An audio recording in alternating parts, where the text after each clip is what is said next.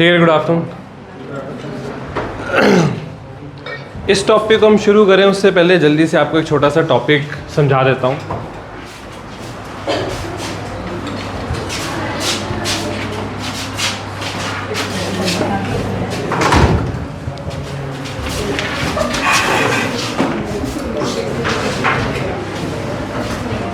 अगर आपको याद हो, लास्ट वीक थर्सडे के दिन ही हमने पढ़ा था मॉनेटरी पॉलिसी के बारे में।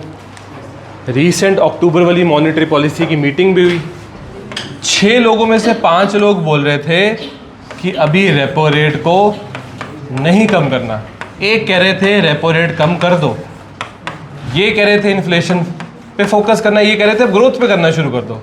कहीं ना कहीं ये लोग ठीक निकले, क्योंकि कल फूड इन्फ्लेशन का जो डेटा है वो बहुत हाई आया। मतलब और कितने महीने वेट कर लिया इन्होंने? अगली मीटिंग कितने महीने बाद होती है? 2 महीने। और 2 महीने रुकना बहुत सही डिसीजन था, क्योंकि फूड इन्फ्लेशन इंडिया में बहुत ज़्यादा है। आप बोलोगे हमको कैसे पता चलेगा? जाके टमाटर का प्राइस पूछ लो, 110 रुपये किलो बिक रहा है, जो बहुत ज़्यादा है। तो सोचो कैसे ये लोग ऐसा करते हैं। इनको ऑन ग्राउंड की कितनी अच्छी नॉलेज है कि बिल्कुल सही कह रहे थे कि अभी रुक जाते हैं। फूड इन्फ्लेशन का कुछ नहीं पता, एकदम से बढ़ती है और बड़ी भी है। अब अगली बार वैसे तो इन्होंने अपना स्टांस क्या कर दिया था, मैंने पिछली बार बताया भी था, न्यूट्रल। न्यूट्रल का मतलब है कम करना तो कर भी सकते हैं। पहले तो पकड़ के बैठे थे कि हम नहीं कम करेंगे। इन्होंने बोल तो दिया था हम न्यूट्रल है, पर क्या अगली बार ये कम करेंगे पता है। ये देखेंगे फूड इन्फ्लेशन कैसी चल रही है। ठीक है, चलो अब आते हैं अपने मेन टॉपिक पे, नोबेल प्राइजेस 2024। सारा स्टैटिक भी पढ़ेंगे और आज तक कौन कौन से इंडियंस ने इस ऑनर को जीता, इस अवार्ड को जीता, वो भी पढ़ेंगे। शुरू करें उससे पहले एक छोटी सी डिस्कशन। गांधी जी को कभी नोबेल प्राइज़ क्यों नहीं मिल पाया? वो नॉमिनेट तो हुए थे, क्योंकि इनकी डेथ हो जाती है और नोबेल प्राइज़ मरणोपरांत नहीं मिल सकता।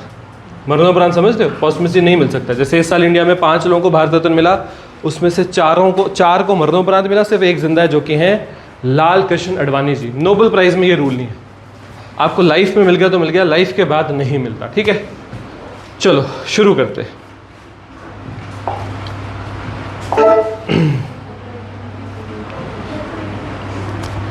ये थे अल्फ्रेड नोबेल, एक स्वीडिश साइंटिस्ट। इन्होंने अपनी विल बनाई तो उसमें लिखा कि भाई नोबेल कमेटी बना देना, दुनिया के लिए अच्छा होना चाहिए। पर ये इंसान खुद किस चीज़ की इन्वेंशन करके गया? डायनामाइट। तो जो भी ऐसे लोग होते हैं ना, बाद में रियलाइजेशन हो ही जाती है।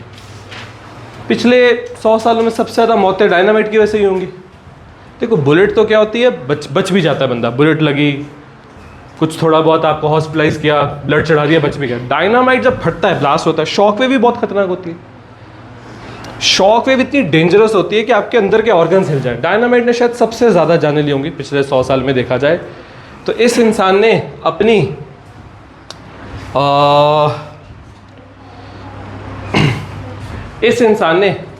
असल में बनाई थी अपनी विल।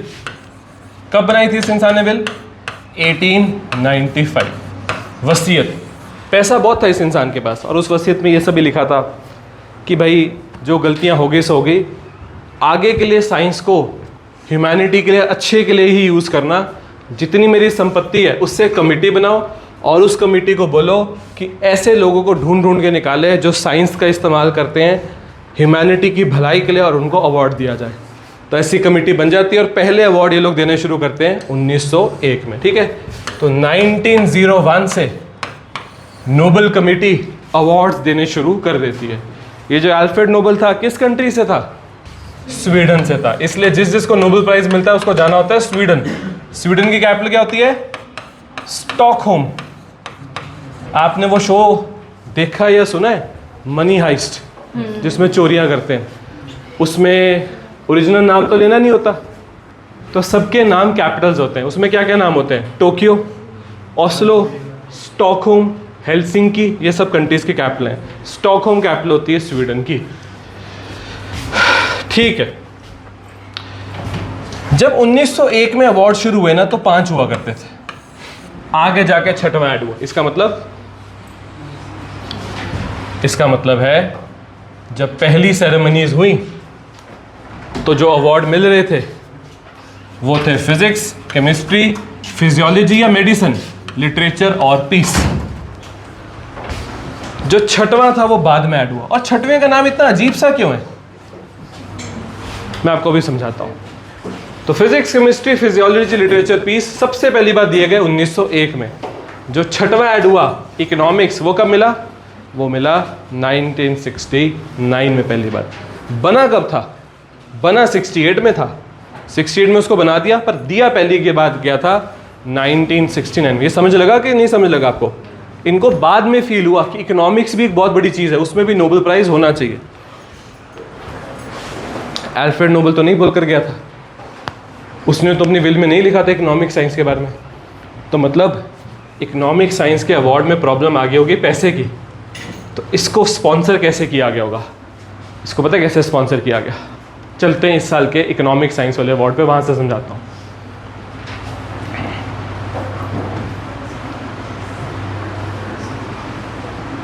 ये है इकोनॉमिक साइंस के अवार्ड का पूरा नाम, पढ़ो इसको।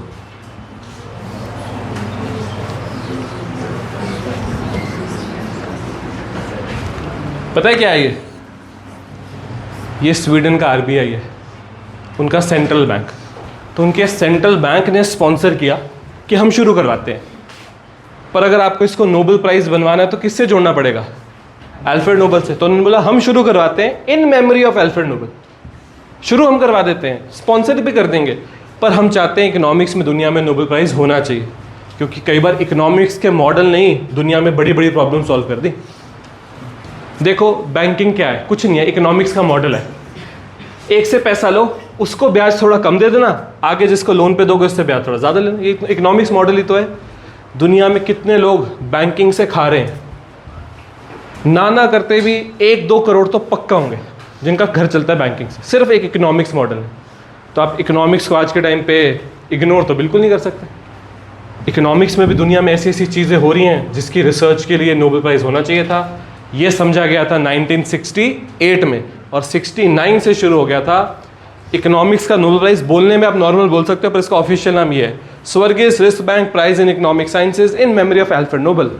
बाकी सब नोबेल प्राइजेस के नाम देखो, बाकी सब के नाम देखो, सिंपल सिंपल, और सिर्फ एक का ही नाम थोड़ा अलग है। क्यों? क्योंकि वो बाद में आया था और उसको स्पॉन्सर किया था, किसने स्पॉन्सर किया था? स्वीडन के सेंट्रल बैंक ने। हमारा सेंट्रल बैंक है आरबीआई, उनका सेंट्रल बैंक है स्वर्गीय रिस्क बैंक। ठीक है, ये आपको लॉजिक समझ में आना चाहिए। ठीक है, ठीक है। 1969 पहला इकोनॉमिक साइंस का नोबेल प्राइज दिया गया, Sveriges Riksbank prize in economic science in memory of Alfred Nobel. ठीक है, अब इसके बारे में कुछ स्टैटिक बातें। किसकी विल पे बनाए गए थे नोबेल प्राइज? Alfred Nobel. कौन था? Inventor of dynamite. सोचो, जिसने खुद डायनामाइट बनाया उसने आगे जाके, मतलब अब मैं ऐसा बोल नहीं रहा कि इसको अपनी गलती रियलाइज हुई, वैसे हुई होगी। ओपनहाइमर ने भी तो बाद में कितना पछतावा किया ही था कि मुझसे क्या बन गया। क्या बना था ओपनहाइमर से? Atom bomb. आपने उसका भगवत गीता वाला श्लोक सुना है? उसकी वीडियो है, उसमें देखना। वो भगवत गीता का एक श्लोक सुनाता है कि जब आसमान में उजाला ही उजाला होगा। वो असल में न्यूक्लियर बॉम्बिंग को भगवत गीता के कुछ इंस्टेंट से जोड़ता है। आपको मैं बताता हूँ हुआ क्या था। ओपनहाइमर ने अमेरिकन गवर्नमेंट के लिए न्यूक्लियर बॉम्ब क्यों बनाया? क्योंकि ओपनहाइमर धर्म से एक जू था और उसको पता था अमेरिकन गवर्नमेंट इस एटम बॉम्ब को जर्मनियों पे गिराएगी, नाजियों पे गिराएगी। और नाजी वर्ल्ड वॉर 2 में किसको मार रहे थे हॉलोकॉस्ट में? जूस को। तो उसका खून खोल गया कि मेरी कम्युनिटी, मेरे धर्म के लोगों को मारा जा रहा है, मैं बचा सकता हूँ। उसने अमेरिकन गवर्नमेंट के लिए पूरा जोर लगा के एटम बॉम्ब बना दिया। जब तक बॉम्ब बना, नाजीज तो ऑलरेडी हार चुके थे, जूस का हॉलोकॉस्ट तो ख़त्म हो चुका था। पर अमेरिका ने बोला इतनी इन्वेस्टमेंट करी है, हमारा रिटर्न क्या आया? तो अब तो हमें गिराना ही गिराना है। अब नहीं हमें फ़र्क पड़ता कहाँ गिर रहा है, गिराना ही गिराना है। तो बेस्ट ऑप्शन क्या था उनके लिए? कहाँ गिरा दो। तब जापान बहुत स्ट्रॉन्ग तो नहीं था पर कमज़ोर भी था, ठीक चल रहा था। पर क्या जापान न्यूक्लियर बॉम्बिंग डिजर्व करता था? नहीं, बिल्कुल भी नहीं करता था। इसका एक और प्रमाण है। कैसे डिसाइड किया गया कि जापान में कहाँ गिराया जाए? तो 11 शहरों के नाम आए और कुछ अमेरिका के जनरल्स बैठ गए, यहाँ गिराएं कि यहाँ गिराएं। एक जनरल ने बोला था यहाँ मत गिराओ, मैं अपनी वाइफ के साथ हनीमून पे गया था, वो नाराज़ हो जाएगी। सोचो, आप हज़ारों लोगों की ज़िंदगी डिसाइड कर रहे हो इस बात पे कि वो नाराज़ हो जाएगी, फिर मुझे मनानी मुश्किल हो जाएगी, तो यहाँ मत गिराओ। कोई ये नहीं कि भाई कहाँ जापानीज आर्मी के पास ज़्यादा कुछ नहीं, सिंपली हिरोशिमा नागासाकी पे बॉम्ब गिरा दिया जाता है। और आपको पता है उस हिरोशिमा नागासाकी का एक एंगल इस बार के नोबेल प्राइजेस में भी है, पीस वाला अवार्ड आएगा तब आपको बताऊंगा, ठीक है। तो ओपेनहाइमर को जब ये पता लगा कि अमेरिका की सरकार क्या करने वाली, उसको तो पता है भी नहीं था जापान पे कराएंगे, जब उसको पता लगा कि फाइनली बॉम्बिंग होगी उसको बहुत बुरा लगा था। उसके बाद उसने अपनी मतलब कहते हैं बहुत लंबी ज़िंदगी इसी में निकाल दी कि और नहीं, बस करो बस करो। पर हुआ उसके उल्टा, जब अमेरिका ने गिरा दिया तो सोवियत्स को लगा हमारे पास भी बनना चाहिए, सोवियत्स ने बनाना शुरू कर दिया, चाइनीज़ ने बनाना शुरू कर दिया, British, French, India, Pakistan, north Korea, Israel और अब सबसे ज़्यादा किसका नाम आ रहा है, ईरान। तो ये चीज़ रुक नहीं रही। तो आज भी वो ऊपर बैठा तंग ही होता होगा कि मैंने क्या बना दिया। आप समझ रहे हो? शायद आपको ये नहीं पता होगा, ज़्यादा आगे न्यूक्लियर रिसर्च में नाजी चल रहे थे। इन्होंने पता क्या किया, जहाँ नाजी रिसर्च कर रहे थे इन्होंने उस लेबॉर्ट्री को जलवा दिया, नहीं तो वो पहले न्यूक्लियर बम बना लेते, फिर दुनिया के लिए बहुत मुश्किल हो जाता। तो अमेरिका ने बनाया, जर्मनी पहले नहीं बनाया, ये अच्छी बात है, पर अमेरिका ने बना के सिर्फ रिलीज़ करना था, चलाना था, ये गलत बात थी बहुत, ठीक है। ठीक है, तो जिसने खुद डायनामाइट बनाया उसी ने आगे जाके नोबेल प्राइजेस बनवाए, मतलब अपनी विल में लिख दिया ताकि ह्यूमन काइंड को, मैन काइंड को फ़ायदा हो। पहले दिए गए थे 1901 में, पर तब सिर्फ 5 हुआ करते थे। अब आपके लिए बहुत इंपॉर्टेंट चीज़ आ गई, सारे नोबेल प्राइजेस किस किस बॉडी के द्वारा डिसाइड किए जाते हैं। जैसे फिजिक्स और केमिस्ट्री की जो बॉडी है उसका नाम लिखा हुआ है royal Swedish Academy of science. ये बहुत इंपॉर्टेंट है। हर नोबेल प्राइज किसके द्वारा डिसाइड किया जाता है, इस साल किसको देना है, तो फिजिक्स और केमिस्ट्री का डिसाइड किया जाता है royal Swedish Academy of sciences के द्वारा। फिजियोलॉजी या मेडिसिन का, फिजियोलॉजी या मेडिसिन का डिसाइड किया जाता है by Nobel assembly at Karolinska institute. ये भी स्टॉकहोम में ही है, स्वीडन में ही है ये वाला भी। लिटरेचर का डिसाइड किया जाता है बाय द स्वीडिश अकेडमी, इसका पूरा नाम है Swedish Academy of literature. Literature का डिसाइड किया था by the Swedish Academy. Peace का डिसाइड किया जाता है, यहां पर पूरा नहीं लिखा, मैं पूरा लिख देता हूं, Norwegian parliamentary Nobel committee. Norway की पार्लियामेंट की नोबेल कमेटी डिसाइड करती है। आप बोलोगे ये क्या हुआ, Sweden Sweden Sweden Sweden Sweden, ये बीच में नॉर्वे कहाँ से आ गया? ये भी उसी की चाहत थी कि 6 में से 1 नोबेल प्राइज शांति वाला जो है वो स्वीडन की बजाय स्वीडन की बगल वाली कंट्री नॉर्वे में दिया जाएगा। तो हर साल 5 अवार्ड्स दिए जाते हैं स्वीडन में, 1 अवार्ड दिया जाता है स्वीडन की बगल वाली कंट्री नॉर्वे में। और वो कौन सा अवार्ड है? शांति का, ठीक है, पीस का। तो पीस का बन गया नॉर्वेजियन पार्लियामेंट्री नोबेल कमेटी। और फाइनली इकोनॉमिक साइंस, क्या बोला था मैंने आपको, स्वर्गीय स्विस बैंक क्या है? स्वर्गीय स्विस बैंक क्या है? स्वीडन का सेंट्रल बैंक है। तो इकोनॉमिक साइंसेस का royal Swedish Academy of sciences he decide करती है, पर बना था ये by the central bank of Sweden. उन्होंने इसको स्पॉन्सर भी किया था।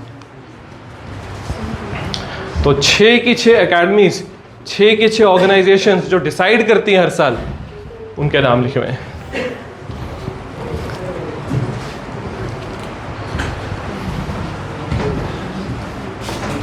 ठीक है, आगे चलते हैं। ये जो प्राइज सेरेमनी है ये हर साल होती है स्वीडन स्टॉकहोम में दिसंबर के महीने में, पर अवार्ड्स कब दिए जाते हैं? अक्टूबर में, ठीक है। सिर्फ जो पीस शांति का पुरस्कार है वो स्टॉकहोम में नहीं दिया जाता, वो दिया जाता है नॉर्वे की कैपिटल ओस्लो में। तो मनी हाइस्ट में ओस्लो भी होता है एक बंदा, अगर आपको याद हो, मोटा सा बंदा होता है, उसका नाम होता है ओस्लो, ठीक है। ठीक है, सारे अवार्डीज को एक मेडल मिलता है, एक डिप्लोमा मिलता है और पैसे मिलते हैं। कितने? तकरीबन 9 करोड़ रुपए। क्यों इतना ज्यादा, क्यों? क्योंकि अभी आपके पास लाइफ पड़ी है और आप अपनी रिसर्च को और बेटर कर सकते हो। आपको खर्चने के लिए थोड़ा ना मिल रहे हैं, रिसर्च के लिए मिल रहे हैं कि हम इस चीज़ को रियलाइज़ कर रहे हैं कि अभी आप और कुछ कर सकते हो। तो इस पैसे को लो, अपनी रिसर्च को और पुश करो। जैसे आपको एक छोटा सा एग्जांपल देता हूँ। आज से 2 साल पहले मेडिसिन का नोबेल प्राइज़ मिला था।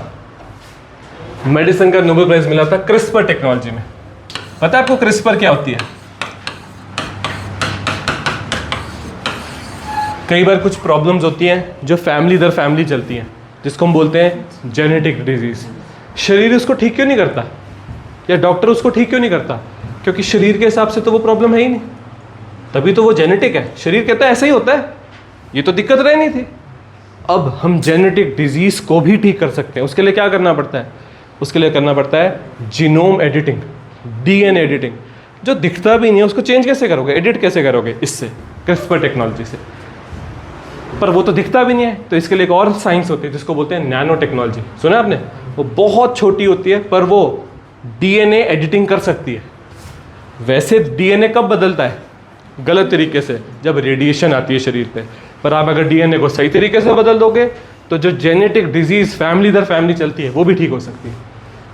क्या क्रिस्पर टेक्नोलॉजी दुनिया बन चुकी है? अभी कहाँ बनी है, अभी तो शुरू हुआ है। तो उनको जो 9 करोड़ रुपए दिए हैं उसका क्या करेंगे? और बेटर करेंगे अपने आप, उस टेक्नोलॉजी को हर हॉस्पिटल तक पहुंचा देंगे। इसलिए अमाउंट इतनी ज़्यादा दी जाती है। ये कोई ऐसा नहीं कि इसको अकाउंट में डाल लो और बस ब्याज खाते रहो, नहीं, इसको यूज़ करो, रिसर्च और बेटर करो। आप लोगों को अब इतनी इकोनॉमिक्स तो आ गई, आपने तो कैलकुलेट कर लिया होगा कि 5% के हिसाब से 9 करोड़ पे हर महीने कितने पैसे आएंगे आपके अकाउंट में। ठीक है, ऐसे नहीं होता। इस सब चीज़ों के लिए नहीं पैसे दिए जाते। ठीक है, Nobel prize can not be given posthumously after death. एक नोबेल प्राइज मैक्सिमम कितने लोगों में ही डिवाइड हो सकता है? मैक्सिमम एक नोबेल प्राइज जितने लोगों में डिवाइड हो सकता है वो लोग होते हैं 3। चौथी फोटो नहीं आ सकती, 3। पर अगर मेहनत करने वाले कई ज़्यादा थे फिर आप ऐसा करो, इंसानों की बजाय ऑर्गेनाइजेशन का नाम बता दो, आपकी ऑर्गेनाइजेशन को दे दिया जाएगा। कोई ऑर्गेनाइजेशन बताओ जिसको नोबेल प्राइज आज तक मिला है। आपने कभी यूनाइटेड नेशंस की ब्लू हेलमेट्स के बारे में सुना है? ब्लू रंग की हेलमेट या टोपी डाल, उनको बोलते हैं पीस कीपर्स। थोड़े दिन पहले एक इंडियन पीस कीपर इंजर हो गया था, कहाँ डिप्लॉयड था वो? तो इस टाइम पे यूएन के पीस कीपर्स इजराइल और लेबनान के बीच में डिप्लॉयड है ताकि ये लड़े ना। तो दुनिया भर में पीस कीपर्स यूएन डिप्लॉय करता है। यूएन पीस कीपर्स को बार बार पीस का अवार्ड मिल चुका है। किसी एक इंसान को नहीं दिया, किसी एक फौजी को नहीं दिया, पूरी ऑर्गेनाइजेशन को दे दिया। क्या इस बार किसी ऑर्गेनाइजेशन को नोबेल प्राइज मिला? मिला है।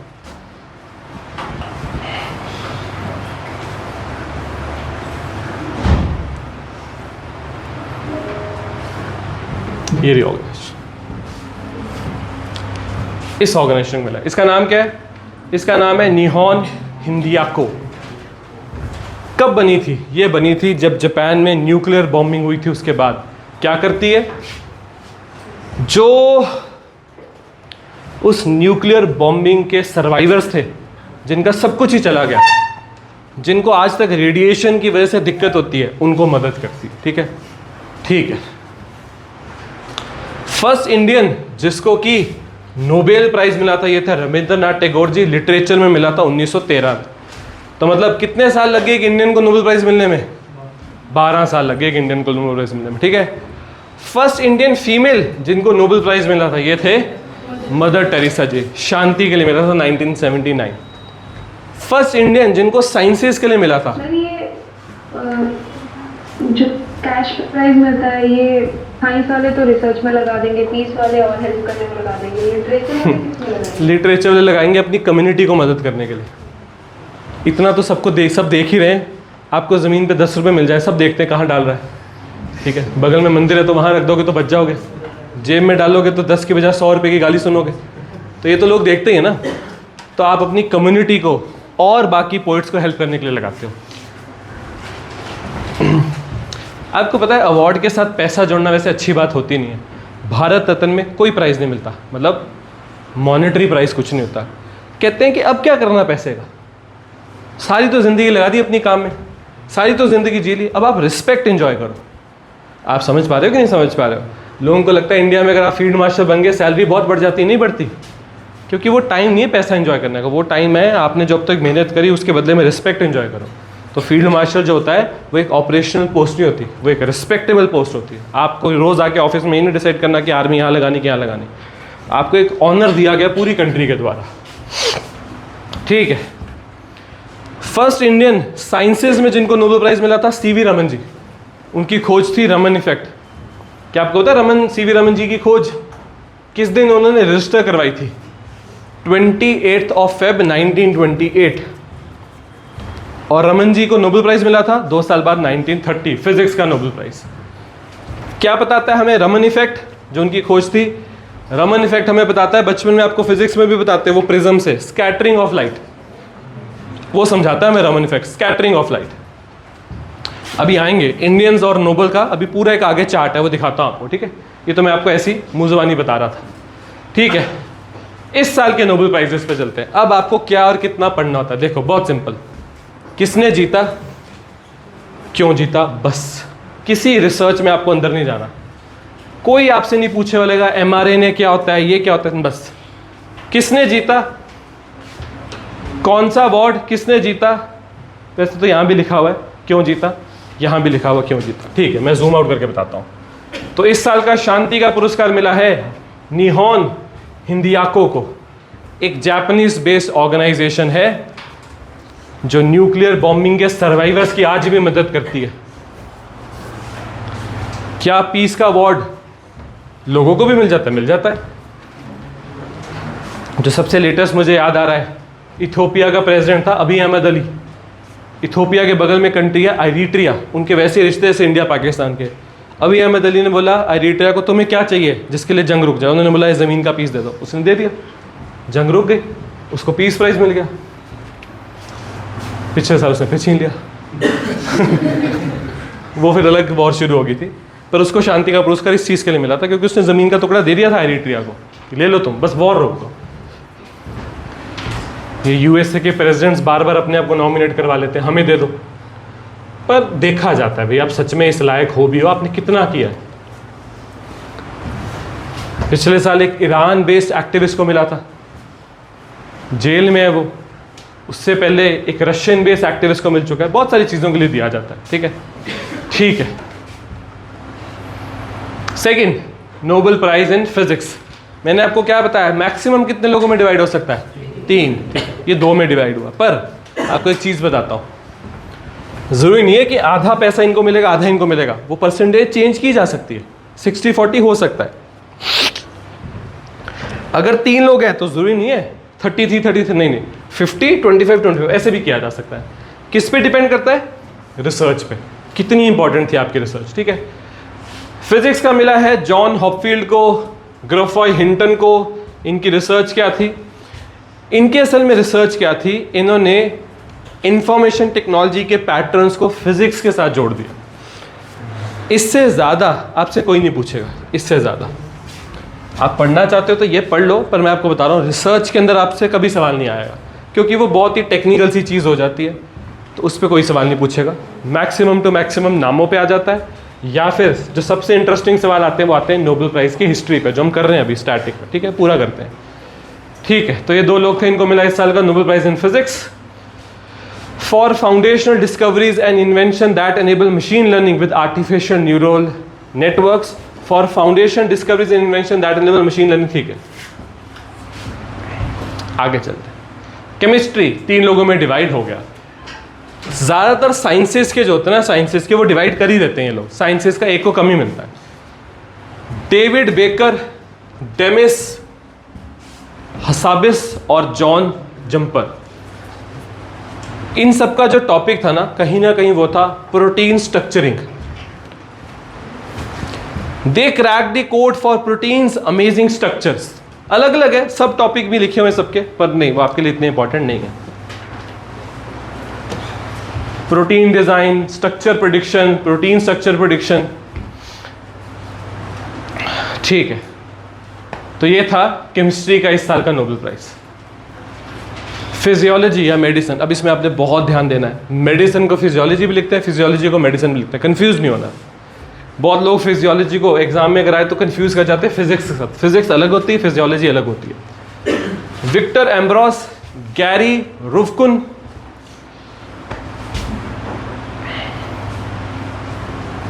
Tiny RNAs with profound physiological importance. पता है आपको आरएनए क्या होता है? क्या होता है बताओ, क्या होता है? फुल फॉर्म भी बता दो। अरे वो नहीं था, राइनो न्यूक्लिक एसिड होता है, उसका नाम पूरी फुल फॉर्म से होती है, बहुत टेक्निकल सी चीज होती है।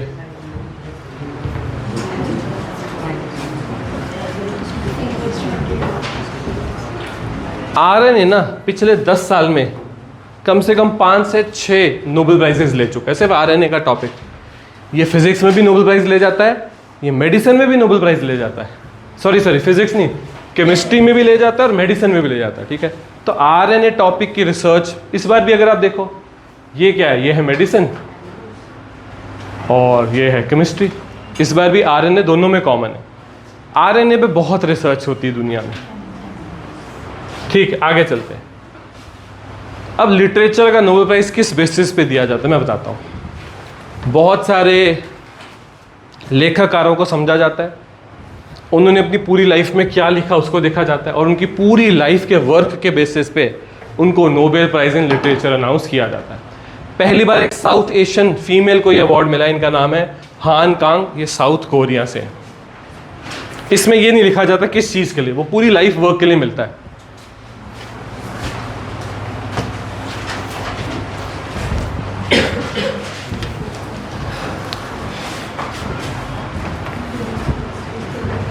आगे चलते हैं। लास्ट है Sveriges Swiss bank prize in economic sciences in memory of Alfred Nobel 2024। अब इसमें क्या होता है, इसमें इकोनॉमिक मॉडल्स के लिए मिलता है। आज से कुछ साल पहले एक इंडियन ओरिजिन के इंसान थे, अभिजीत बैनर्जी, अभी आएगा उनका नाम आगे, उनको भी मिला, उनकी वाइफ के साथ भी उन्होंने शेयर किया, एक तीसरे बंदे के साथ भी शेयर किया। उनका ये मॉडल था कि दुनिया में गरीबी हटाने के लिए इकोनॉमिक्स को कैसे थोड़ा सा बदल के बहुत फ़ायदा दिलवाया जा सकता है, ठीक है। इनका मॉडल है कि कैसे दुनिया में कुछ कंट्रीज़ बढ़िया कर रही हैं, कुछ ख़राब कर रही हैं, और कैसे कंट्रीज़ के अंदर जो बड़े बड़े इंस्टीट्यूशंस होते हैं, जैसे फॉर एग्जांपल आरबीआई, ये कितना इम्पैक्ट डाल सकते हैं। स्टडी ऑफ इंस्टीट्यूशंस, ये सच बात है। देखो, हम कई बार अपने कुछ इंस्टीट्यूशंस को लेके बहुत प्राउड फील करते हैं, for example ISRO, for example RBI, for example DRDO, और कुछ ऐसे इंस्टीट्यूशंस भी जिनमें बहुत इंप्रूवमेंट बाकी है। तो अच्छे इंस्टीट्यूशंस आपको बहुत पुश भी कर सकते हैं। जब तक इंडिया में सेबी नहीं था, शेयर मार्केट लूज थी, जब से सेबी आया उसने बहुत स्ट्रिक्टली पकड़ के रखी हुई है। आज डर लगता है लोगों को शेयर मार्केट में गलती करने से, सेबी बैन कर देता है। तो आपके जो इंस्टीट्यूशंस होते हैं वो कितना अच्छे से काम कर रहे हैं, कितनी उनकी अच्छी पकड़ है, ये बहुत चीज़ें डिसाइड करेगा आपकी कंट्री के लिए।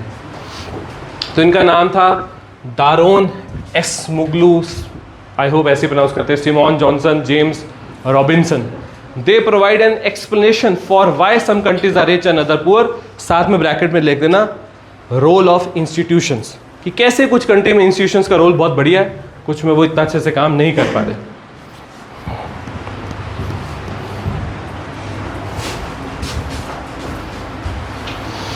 ठीक है, फाइनली चलते हैं Indians and their history Nobel prize. अब मुझे एक चीज़ समझाओ, क्या फ़र्क है इस स्लाइड में, इस स्लाइड में और इस स्लाइड में? आराम से देख लो, फिर मुझे बताना। ये स्लाइड,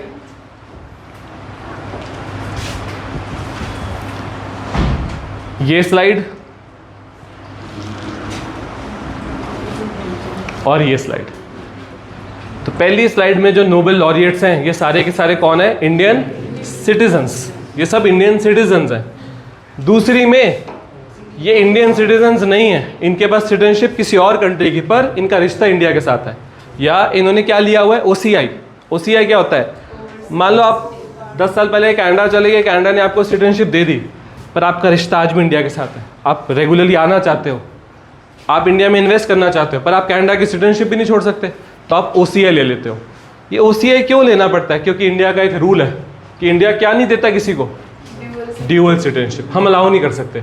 क्या दुनिया में कुछ कुछ कंट्रीज करती है? बहुत कर देती है। आप एक अमेरिकन और एक ब्रिटिश एक साथ हो सकते हो, इंडिया नहीं अलाउ करता। या तो अब इंडियन सिटीजन बनो या ना बनो, बीच वाला कुछ नहीं होता इंडिया में, ठीक है। इस वजह से ये सब कौन है? ये है पर्सन ऑफ इंडियन ओरिजिन या ओवरसीज सिटीजन ऑफ इंडिया। और ये कौन है? इनका कोई ना कोई रिश्ता निकला है, आपको भी समझ में लगेगा। सबसे पहले फर्स्ट स्लाइड पे चलते हैं। तो आज तक ऑफिशियली कितने इंडियंस को नोबेल प्राइज मिला है? 1 2 3 4 5, 5 इंडियंस को, ठीक है। एक एक के बारे में बात कर लेते हैं। सबसे पहले रविंद्रनाथ टैगोर जी, 1913, फील्ड लिटरेचर। इन्होंने लिटरेचर में देखो, आज भी उनकी लिटरेचर का कितना बड़ा रोल है इंडिया में, पाकिस्तान में, बांग्लादेश में। हम कितने गीत ऐसे यूज़ किए जाते हैं जो उनके द्वारा लिखे गए। ये होता है आपकी लिटरेचर की का इम्पैक्ट, आपके लिखी हुई चीज़ का इम्पैक्ट, ठीक है। सीवी रमन जी, फिजिक्स, तो मैंने आपको बताया स्कैटरिंग ऑफ लाइट कब मिला था? 1930 में। डिस्कवरी कब हुई थी? 1928 में। मदर टेरेसा जी, अब मदर टेरेसा असल में जन्म से इंडियन ही थे। उनका जन्म जिस कंट्री में हुआ था वो कंट्री अब है भी नहीं दुनिया में। ये आपका एक छोटा सा होमवर्क है, आप ढूंढ के लाना मदर टेरेसा का जन्म किस कंट्री में हुआ था। थोड़ा मुश्किल आएगी आपको ढूंढने में, ठीक है, पर बाद में, क्योंकि उनकी होम कंट्री तो थी नहीं, बाद में वो एक इंडिया की मतलब उन्होंने सिटीजनशिप ली और उनको मिला था पीस में।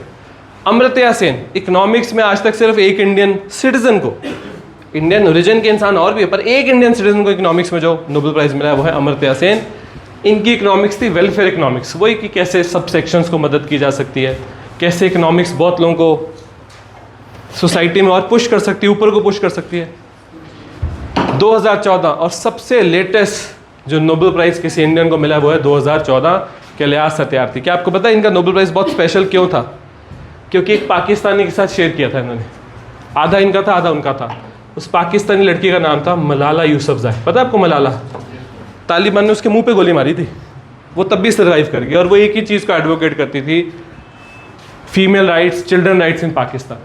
तो मलाला यूसुफजई और कैलाश सत्यार्थी जी ने शेयर किया था 2014 में शांति का पुरस्कार। ये इनका हमेशा रोल रहा चाइल्ड एजुकेशन में, और मलाला का किस में रहा?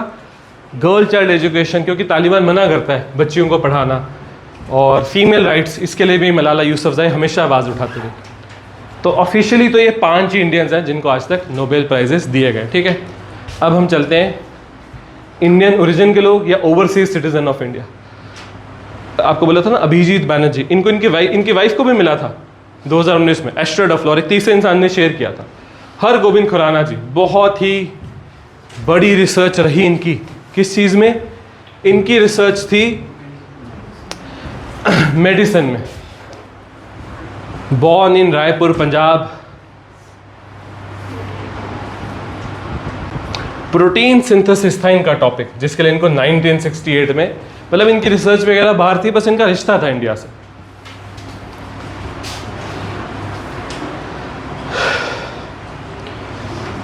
एस चंद्रशेखरन जी, फिर से इंडियन ओरिजिन के इंसान, फिजिक्स में मिला था 1983 में। इनका था evolution of stars topic, evolution of stars. 2009 वेंकटेरमन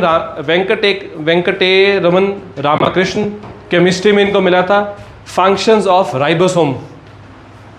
ये भी एक इंडियन सिटीजन नहीं है, पर इंडियन रिश्ता है इनका, और ओवरसीज इंडियन सिटीजन है। पर वैसे इनकी सिटीजनशिप उनकी यूएस की, उनकी यूएसए की, इनकी यूके की, और अभिजीत बैनर्जी की भी यूएस की। अभिजीत बैनर्जी 2019 इकोनॉमिक्स, ये क्या था? कैसे इकोनॉमिक्स से ग्लोबल पॉवर्टी खत्म की जा सकती है, कैसे इकोनॉमिक्स का इस्तेमाल करके ग्लोबल पॉवर्टी को खत्म किया जा सकता है। आगे चलते हैं, ये देखो, the following are not Indians but rather Nobel laureates born in British India, laureates who are Indian origin but सिर्फ नॉट सिटीजन ऑफ इंडिया। बस ये इंडिया के सिटीजन नहीं, रिश्ता सबका इंडिया के साथ ही है। अब ये कौन है? The following are Nobel laureates with Indian linkages. ये तो देखो है ही इंडियंस, इनमें से कुछ का जन्म इंडिया में हुआ, कुछ के पेरेंट्स का जन्म इंडिया में हुआ, ठीक है, आगे जाके ओवरसीज सिटीजन बन गए, इनका इंडिया के साथ कुछ रिश्ता रहा, ठीक है। रोनाल्ड रॉस, असल में अल्मोड़ा, कहाँ पर अल्मोड़ा? उत्तराखंड, ब्रिटिश इंडिया में इनका जन्म हुआ था, ठीक है। इनको मिला था मेडिसिन में 1902 में, मतलब जिस साल नोबेल प्राइज अनाउंस है उसके अगले साल ही इनको मिल गया, for his work on malaria. अब बोलोगे भी मलेरिया पे इन्होंने क्या वर्क किया? देखो आज हम उसको जानते, पहले तो ना जानते थे।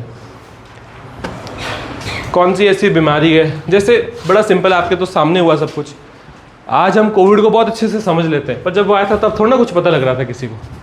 चाइना में एक डॉक्टर था, वो डॉक्टर का क्लिनिक वुहान के उस एनिमल मार्केट के बहुत नज़दीक था। वो बार बार देखता था कि पेशेंट्स का बुखार उतर ही नहीं रहा, सब कुछ नॉर्मल, सब कुछ नॉर्मल। उसने सारा जोर लगा दिया, उसको नहीं समझ में लगा ये क्या है, तो जाके उसने डिजीज़ एक्स का नाम दे दिया कि मुझे नहीं समझ लग रहा है इसका नाम क्या है। तो शुरू में थोड़ा ना डॉक्टर्स को कुछ पता लग रहा था। आज हम फिर भी, अभी भी हम कोविड को बहुत नहीं समझ पाए, पर चलो इतना समझ पाए उसका स्ट्रक्चर क्या था, कैसे वैक्सीन काम करेगी। तो मलेरिया के बारे में एक टाइम पे हमको कुछ भी नहीं आता था, आगे जाके रिसर्च करी, चीज़ों को समझना शुरू किया। रुडयार्ड किपलिंग, इनका जन्म हुआ था ब्रिटिश इंडिया में, बॉम्बे में, आज मुंबई, इनको मिला था लिटरेचर में 1907 में, 1907। अगर आपके एग्जामिनर को नोबेल पे कुछ बहुत ही घुमा फिरा के पूछना है तो वो यहाँ से पूछेगा, ये उसके लिए परफेक्ट स्लाइड है। दलाई लामा जी, आई होप आपको पता है इनका नाम दलाई लामा नहीं है, इनका स्टेटस दलाई लामा है। इनके बाद अगले दलाई लामा आएंगे। कभी सर्च करना दलाई लामा को चूज करने का प्रोसेस क्या होता है, आप सुन के हैरान हो जाओगे कि क्या कुछ करना होता है। बिल्कुल एक बच्चे को ही चुना जाता है, पर उसके लिए कैसे राख उड़ाई जाती है, उस डायरेक्शन में जाया जाता है बहुत सारे बच्चों से। बहुत इंटरेस्टिंग प्रोसेस होता है, कभी पढ़ के देखना। अब प्रॉब्लम क्या है, जब ये दलाई लामा बने थे तब तक तिब्बत एक अलग कंट्री था, पर 1950 में तिब्बत को एनेक्स कर लिया चाइना ने। अब चाइना बोलेगा हम अलग दलाई लामा चूज करेंगे, पर एक्चुअल तिब्बतियन कम्युनिटी तो इंडिया में, तिब्बत की सरकार भी इंडिया में। कहाँ से काम करती है तिब्बत की सरकार, पता नहीं आपको? गवर्नमेंट इन एग्जाइल कहाँ है तिब्बत की? मैक्लोडगंज में, धर्मशाला मैक्लोडगंज से काम करती है तिब्बत की government in exile. Dalai Lama भी जी तो वहीं रहते हैं, कभी आप गए नहीं वहाँ पर?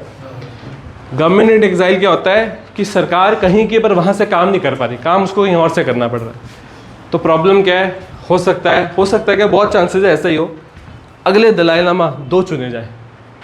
तो अब जो दुनिया में तिब्बतियन कम्युनिटी है उसके सामने एक बहुत बड़ा प्रॉब्लम आ जाएगी। मैक्सिमम लोग तो यही करेंगे कि भाई ये भी उस प्रोसेस में इन्वॉल्व हो और इनके द्वारा भी अगला चुना जाए, और वहाँ से चाइना बोलेगा नहीं हम भी चुनेंगे। तो ये एक चाइना ने असल में 1950 में तिब्बत पे अटैक करके तिब्बत को एनेक्स कर लिया था। चाइना के बॉर्डर पे हमारी कौन सी फौज है? ITBP, उसका नाम ICBP नहीं है, इंडो चाइना बॉर्डर पुलिस, उसका नाम है ITBP, क्योंकि हमारा बॉर्डर तिब्बत के साथ था, चाइना के साथ तो बॉर्डर नहीं लगता था। ये तो ने पूरा तिब्बत खा लिया और पूरा तिब्बत खा के इंडिया के साथ बॉर्डर लगा लिया अपना। क्या कैपिटल होती थी तिब्बत कंट्री की जो आज तिब्बत प्रोविंस की हो गई है, पता है आपको? लहासा। ठीक है। 14 Dalai Lama born in Republic of China. मतलब अब देखो एक चीज़ देखो, यहाँ लिखने को ऐसा भी लिखा जा सकता था ऑक्यूपाइड तिब्बत इन चाइना, पर क्योंकि चाइना की इस टाइम पे जियो पॉलिटिकल इन्फ्लुएंस बहुत ज़्यादा है तो विकीपीडिया गलती नहीं करना चाहता। धीरे धीरे विकीपीडिया अपने सारे मैप्स में POK को भी ठीक कर रहा है, पहले नहीं करता था अब कर रहा है, क्योंकि इंडिया की सरकार नाराज़ हो जाती है। तो आपका दुनिया में कैसा इन्फ्लुएंस है, कैसा डोमिनेंस है, उसके हिसाब से डिसाइड किया जाता है कि आपकी बात सुनी जाएगी कि किसी और की बात सुनी जाएगी। जो पाकिस्तान के हाल है, आगे जाके वो POK कम से कम मैप्स में तो वो पाकिस्तान में दिखाया ही नहीं जाएगा। पहले क्या होता था, वो सारा पाकिस्तान में दिखा देते थे, क्यों? क्योंकि ऑन ग्राउंड तो उनका कंट्रोल है। फिर उन्होंने क्या किया, डिस्प्यूटेड दिखाना शुरू कर दिया। अब बहुत सारे मैप्स में वो इंडिया का पार्ट दिखाते हैं। तो ये सब कुछ डिसाइड होता है आपके इन्फ्लुएंस से, आपके जियो पोलिटिकल पावर से। तो असल में इनका जन्म रिपब्लिक ऑफ चाइना में नहीं हुआ था, इनका जन्म हुआ था तिब्बत में। ठीक है, ठीक है। क्यों इनको मिला? इनको मिला कि भाई जिस तरह से ये हमेशा एग्रेशन के अगेंस्ट काम करते रहे, अपनी कम्युनिटी अपनी सोसाइटी के लिए काम करते रहे, इसलिए इनको मिला था नोबेल प्राइज़ इन पीस। आपको पता है 1989 में अनाउंस हुआ था, ऑफिशियल सेरेमनी पिछले साल हुई है। पिछले साल नोबेल कमेटी धर्मशाला आई थी मैक्लोडगंज, आप देखना फोटोज इनको अवार्ड देने के लिए। ठीक है। 2001 VS नायपॉल बॉर्न इन, वैसे तो ये अलग कंट्री तिब्बत एंड टोबैको, ठीक है। इनका रिश्ता क्या रहा, असल में इनका जो पेरेंट्स का ओरिजिन है वो इंडिया से रहा है। ठीक है। ये जो छोटे छोटे आइलैंड कंट्रीज होते हैं इनमें बहुत इंडियंस हैं। बताओ कोई आइलैंड कंट्री जहाँ इंडियंस की प्रेजेंस बहुत ज़्यादा है। आपने पपुआ न्यू गिनिया सुना, वहाँ बहुत इंडियंस हैं। मॉरिशस में बहुत इंडियंस हैं, सीशेल्स में बहुत इंडियंस हैं। मॉरिशस का तो प्रेसिडेंट भी का जन्म बिहार का है, आपको पता है। ये छोटे मोटे आइलैंड कंट्रीज़ में ब्रिटिशर्स ले जाते थे इंडियंस को, फिर वो वहीं रह जाते थे, तो बहुत नंबर में आज भी रहते हैं। ठीक है। फाइनली इसके साथ जो मुझे लगता है आपसे नोबेल में पूछा जा सकता है, मैंने सब कुछ कवर कर दिया। एक बार जल्दी से स्लाइड्स देख लो, कुछ भी सवाल पूछने वाला है प्लीज़ पूछ लो।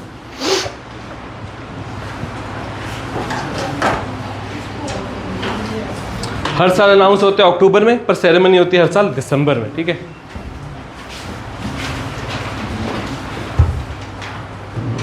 ये सिर्फ एक चीज़ के लिए लगाई थी, क्या दिखाने के लिए कि 69 से छठा ऐड होना शुरू हुआ, उससे पहले नहीं होता था, उससे पहले 5 ही होते थे।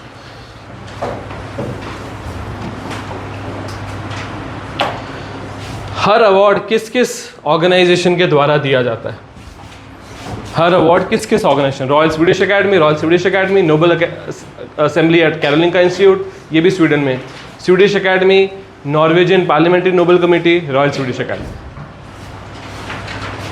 ठीक है, इस बार के सारे award: Nobel peace prize, Nobel prize in physics, chemistry, physiology या medicine, Nobel prize in literature, स्वर्गीय Swiss bank prize in economic science in memory of Alfred Nobel.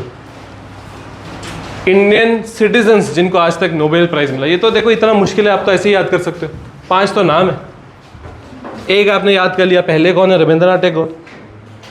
Science में कौन है? सीवी रमन जी। फीमेल कौन है? मदर टेरेसा जी। फिर economics में कौन है? अमर्त्य सेन जी। और सबसे लेटेस्ट कौन है? कैलाश सत्यार्थी। तो ये तो इतना मुश्किल है ही नहीं। 2 पीस के, एक लिटरेचर का, एक इकोनॉमिक साइंस का, एक फिजिक्स का। तो आज तक इंडियंस को किस फील्ड में नोबेल प्राइज नहीं मिला? केमिस्ट्री में नहीं मिला, ठीक है, बाकी सब में मिल गया। सब में मिला ना, बाकी लिटरेचर, फिजिक्स, मेडिसिन में भी कहाँ मिला? मेडिसिन में भी नहीं मिला और केमिस्ट्री में भी नहीं मिला, ठीक है। हाँ, ओवरसीज़ में तो है, ओवरसीज़ में मेडिसिन भी है और केमिस्ट्री भी है, ठीक है, पर ये इंडियन सिटीजन्स नहीं है। मैं आपको बताता हूँ, बीच में थोड़ा सा ना डिस्प्यूट हो गया था कि इनको, ओवरसीज सिटीजन को वोटिंग राइट्स दे दो, पर हमारा कॉन्स्टिट्यूशन ही अलाउ करता, क्योंकि ये सिटीजन थोड़ी ना है तो ये किसी और कंट्री के सिटीजन। बस इन्होंने एक OCI कार्ड बनवा के रखा, वो भी पता है क्यों बनवाते हैं? क्योंकि इनकी इन्वेस्टमेंट्स बहुत होती है इंडिया में। इनको पता है दुनिया में इस टाइम पे सबसे ग्रोइंग इकॉनमी इंडिया, ये इन्वेस्ट करना चाहते हैं, बार बार आना चाहते हैं। अगर आपके पास OCI कार्ड है ना, तो वीज़ा वगैरह जल्दी मिल जाता है, एयरपोर्ट्स पर ज़्यादा दिक्कत नहीं होती, नहीं तो चेकिंग वगैरह बहुत होती। तो बात बड़ी सिंपल है, इनको कैसे वोटिंग राइट्स दे दे? क्योंकि फिर तो इनके पास 2 कंट्री के वोटिंग राइट्स हो जाएंगे, इंडिया का भी और बाहर का भी। वो हमारा कॉन्स्टिट्यूशन अलाउ ही नहीं कर सकता।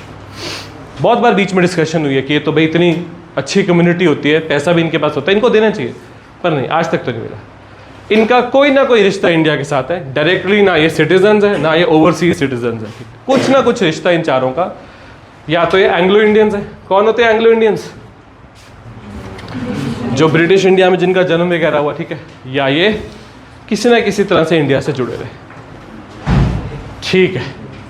अगर कोई भी सवाल है प्लीज़ पूछ लो, मुझे आपको जितना कवर कराना था मैंने कवर करा दिया। ये जो नोबल एकेडमीज हैं, इनको अब फंड कौन करता है? देखो, पहले तो क्या किया गया ना, जो एल्फ्रेड नोबल के पास जितना पैसा था, उस पैसे को इकट्ठा करके एक फंड बनाया गया। उस फंड को बढ़ाते कैसे हैं? उस फंड को इन्वेस्ट करके रखा हुआ है और डोनेशंस भी ली जाती है। फिर इसको और किसने सपोर्ट किया? सेंट्रल बैंक ने। और ये लोग क्या करते हैं, दुनिया में जो भी साइंस को सपोर्ट करना चाहता है वो सीधे नोबल कमेटी को पैसा देता है।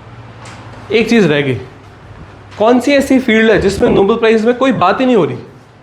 मैथमेटिक्स। मैथमेटिक्स अपने में बहुत बड़ी चीज़ है। तो मैथमेटिक्स में एक अलग प्राइज होता है जिसको आम भाषा में बोलते हैं नोबल ऑफ मैथमेटिक्स। कौन सा होता है? Abel prize. लिख लो, एबेल प्राइज।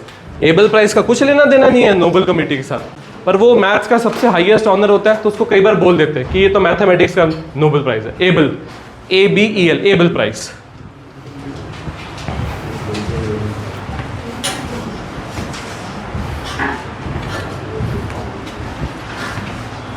बताओ, कोई सवाल? ठीक है, कल हम क्वेश्चंस करेंगे आगे।